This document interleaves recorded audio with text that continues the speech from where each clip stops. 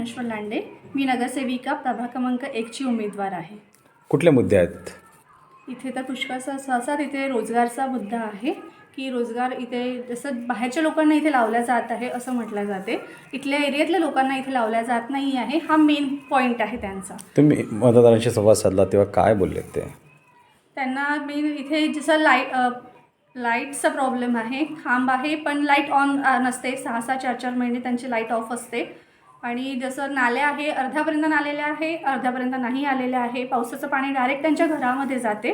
हा प्रश्न आहे इथे. महिला उमेदवार आहेत, महिलांसाठी तुम्ही काय करणार? महिलांसाठी मनामध्ये काय संकल्पना आहे बचत गटाच्या माध्यमातून त्यांना बचत आत्मनिर्भर? गट म्हणजे जास्तीत जास्त बचत गट आपण निर्माण करून त्यांना असं बचत गटामार्फे त्यांना लघुउद्योग करण्याचा प्रयत्न करणार आहे. हेल्थच्या समस्या आहेत इथे?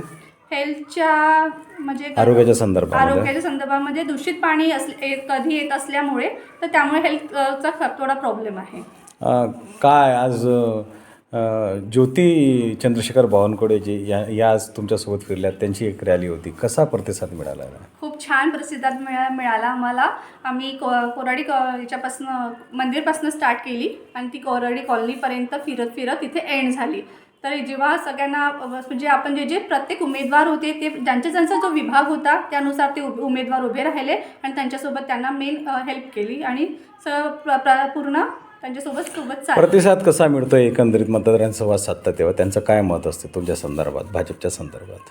मत असं आहे की इथनं आपले काँग्रेसचं मेन इथे आहे, अपोजिट आहे.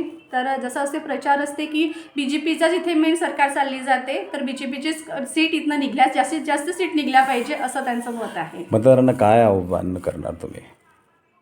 मतदारांना हेच आव्हान करेल की येत्या 2 तारखेला आपण बहुमताने सगळ्या BJPच्या पार्टीला इथून मत द्यावे, हेच माझी विनंती.